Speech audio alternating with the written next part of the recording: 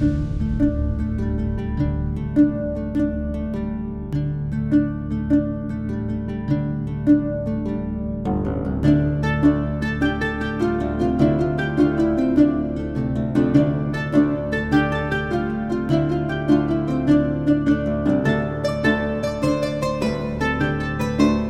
und Servus bei einem neuen Video von mir. Ich bin wieder in der Steiermark unterwegs und möchte dir heute die Geschichte von der Burg Leoben erzählen und wie sie zu Maria Freienstein geworden ist, zur Wallfahrtskirche.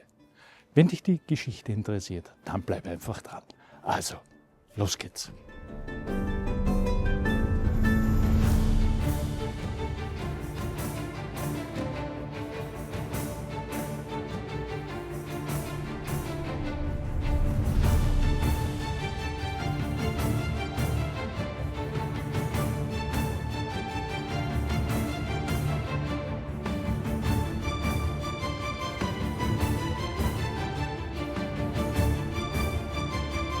Hoch über dem Murtal erhebt sich die Ruine der Burg Freienstein. Einst sitzt mächtiger Grafen, heute stumme Zeugen vergangener Zeit.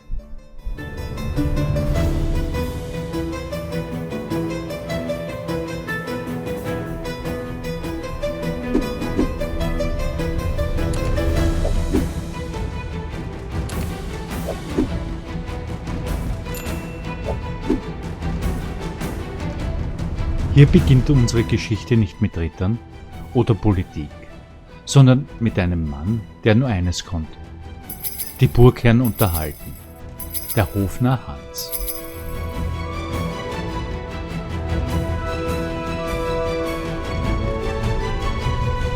Es heißt, Hans war fröhlich, doch einfältig. Eines Tages brachte ein Händler kostbares Gold auf die Burg, doch das Gold verschwand spurlos.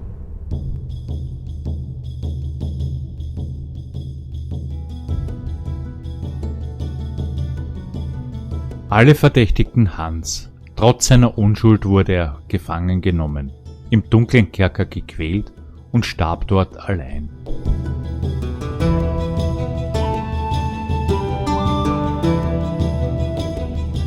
Man erzählt sich, dass sein Geist bis heute auf der Ruine wandert.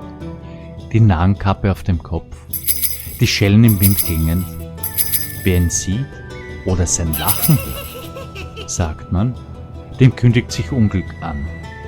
Es sei denn, man spricht ein Gebet für seine Seele.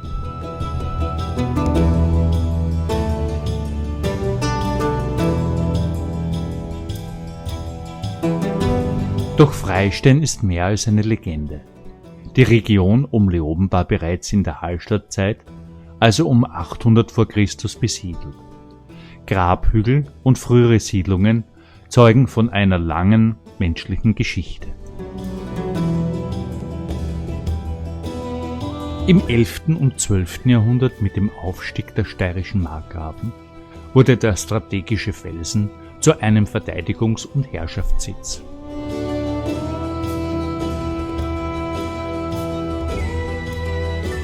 Die Burg war nicht nur Wehrbau, sondern auch Verwaltungszentrum. Hier wurden Zölle eingehoben, Gericht gehalten und das umliegende Land überwacht.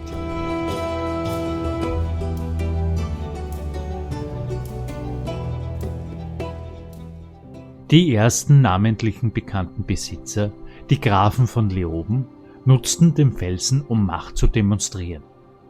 Um Handelswege zu sichern, besonders die Nähe zu den Eisenminen in Vordernberg-Tal, machte Freienstein wirtschaftlich bedeutsam.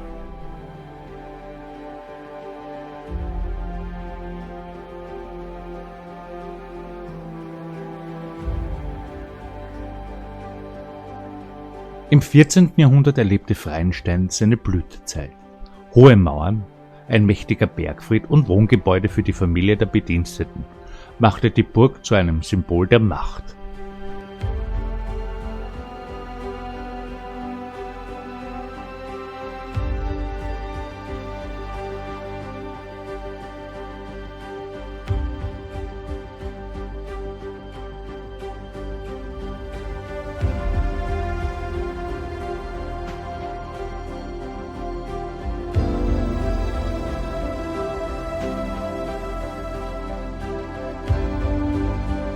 Die Herren von Freienstein, Lehnsmänner der steirischen Herzöge, waren bekannt für ihre Loyalität, aber auch für harte Gerichtsbarkeit. Hier wurden Ritterschaften empfangen, geheime Absprachen getroffen und Handelswege gesichert. Doch wie viele Burgen der Obersteiermark verlor auch Freienstein im 15. Jahrhundert an Bedeutung. Kriege, wechselnde Eigentümer und wirtschaftliche Veränderungen führten zum Niedergang.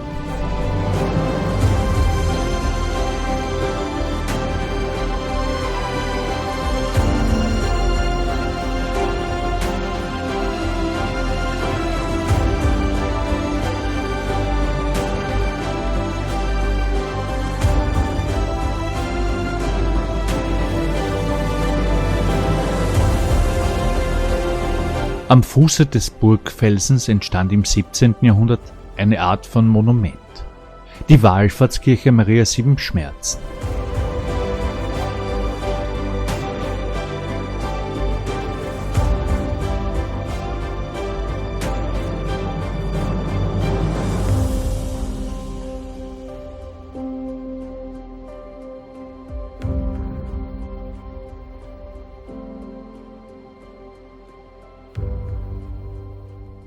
Zwischen 1662 und 1665 von den Jesuiten errichtet, war die Kirche ein Zeichen der katholischen Gegenreformation.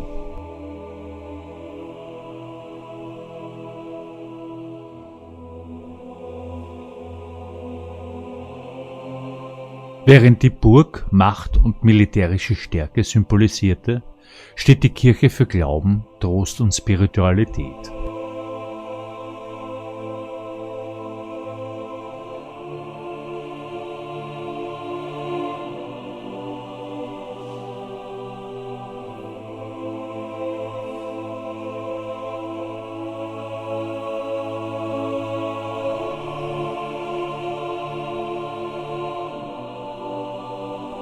Die Wahl des Standortes direkt unter der Burg ist kein Zufall. Hier steht Macht und Spiritualität, Schutz und Andacht, Geschichte und Glaube in einem stillen Dialog.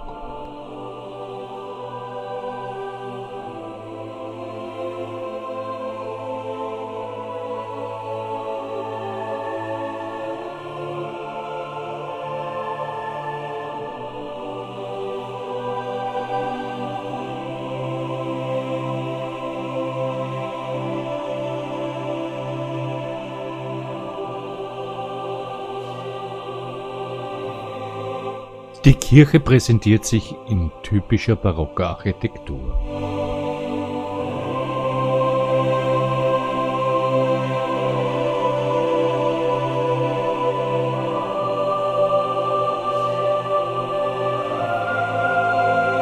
Ein hochaufregender Turm, weithin sichtbar.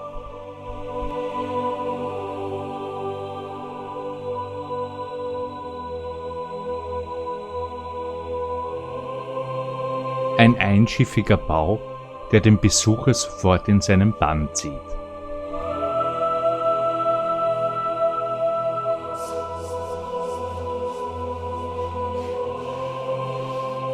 Kuppeln und Stuckaturen, die das Licht auf besondere Weise in den Innenraum lenken.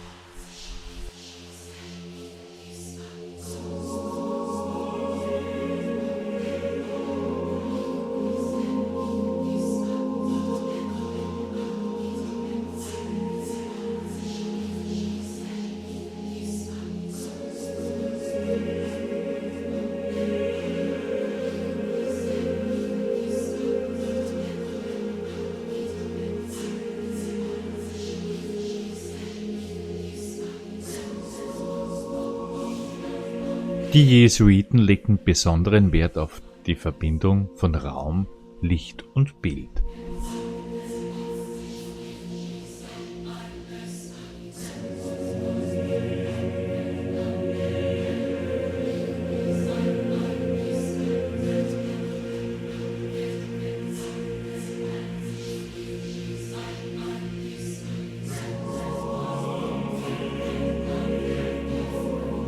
Fresken, Altäre und Kapellen führen Pilger in eine symbolische Reise durch die 7 Schmerzen Marias.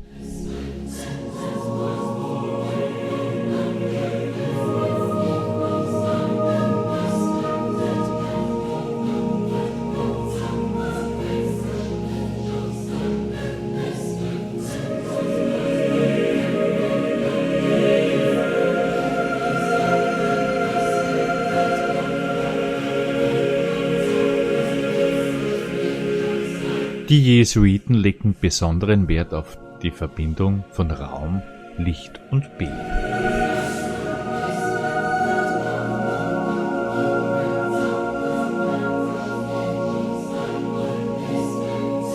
Fresken, Altäre und Kapellen führen Pilger in eine symbolische Reise durch die 7 Schmerzen Marias.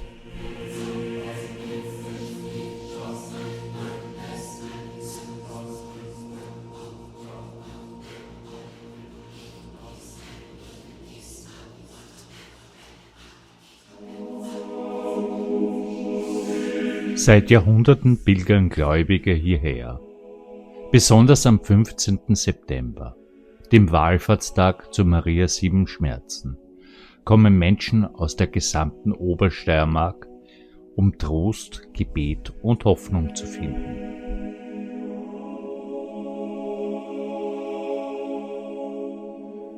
Die Kirche ist nicht nur Ort der Andacht, sondern auch Lebensraum für Gemeinschaft und Brauchtum. Prozessionen, Wallfahrten und festliche Gottesdienste verbinden Tradition mit gelebtem Glauben.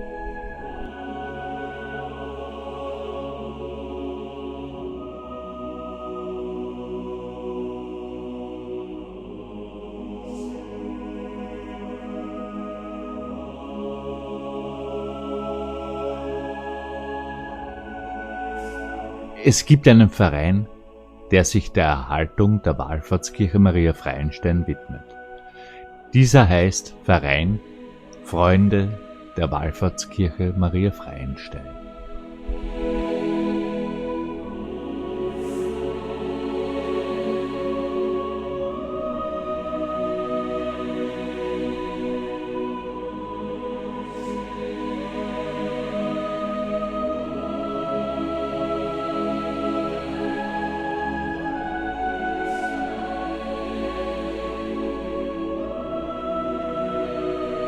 Der Verein wurde 2008 als gemeinnütziger Verein gegründet, um die Renovierung und Erhaltung dieses besonderen Bauwerkes zu unterstützen.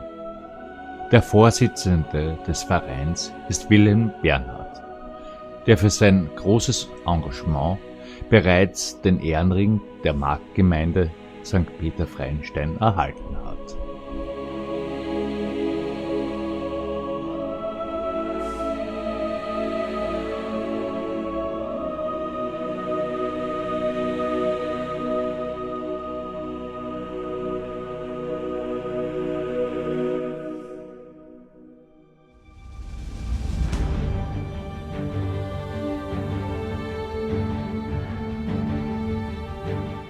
Ein Besuch hier ist eine Reise durch Macht und Spiritualität, durch Legende und Realität, durch Menschlichkeit und Glauben.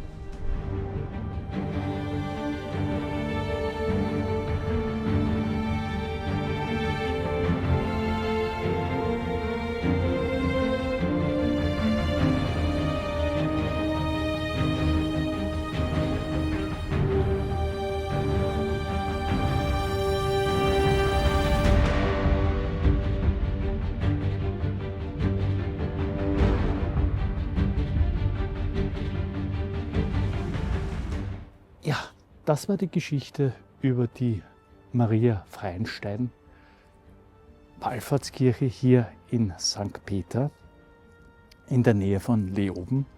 Ich hoffe, das Video hat dir gefallen und du lässt mir einen Daumen hoch da und abonnierst meinen Kanal. Somit verpasst du keine weiteren geschichtlichen Videos mehr von mir. Freue mich bis zum nächsten Mal. Ciao, ciao. Dein Gottrebel. Also, ciao.